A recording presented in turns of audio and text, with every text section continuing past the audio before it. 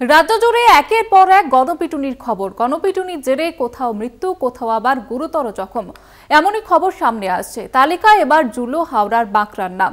Mobile চোর সন্দেহে বাঁকড়ায় এক যুবককে বেধড়ক মারধরের অভিযোগ করছে। বেসরকারি নার্সিংহোমে আপাতত চিকিৎসাধীন রয়েছেন ওই জখম যুবক। শুক্রবার রাত বাড়ি ফেরার পথে হামলা শিকার মশিদুল হাসান। মশিদুল বাঁকড়ার জমাদার পাড়ার বাসিন্দা। অভিযোগ, অন্ধকারে মোবাইল চোর সন্দেহে কয়েকজন ঘিরে ধরেন মশিদুল ওরফে মিন্টুকে। চলে বেধড়ক মারধর, কাকুতি মিনতি করেও রেহাই মেলেনি। রক্তাক্ত অবস্থায় মাটিয়ে লুটিয়ে পড়েন মশিদুল। স্থানীয়রা হাসপাতালে নিয়ে যান তাঁকে। আমার এখন বহুত যন্ত্রণা, শরীরে বুকে লাগতেছে, পাঁজরে এখানে লাগতেছে, এই হাতটাও এখন উঠতে না, দেখো না ভালো করে দেখো, ফুলে গেছে হাতটা।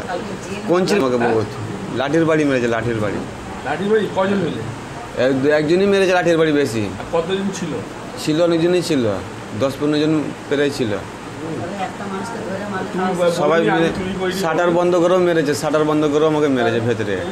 হ্যাঁ, আমি চুরি করিনি, আল্লাহর কসম এখনো খেয়ে বলতে চুরি করিনি।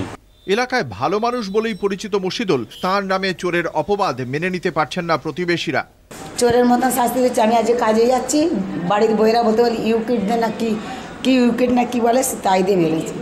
হ্যাঁ, উইকেট না কি বলে, সে তাই দিয়ে এরম করে মেরেছে। হ্যাঁ, ও আর দেখেছে যে কী দিয়ে মারতেছে।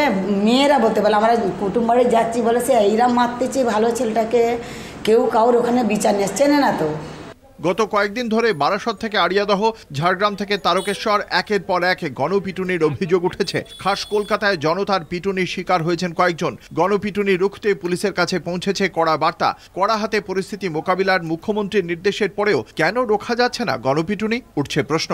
বাঁকড়া থেকে জগন্নাথ সামন্তের রিপোর্ট, কলকাতা টিভি।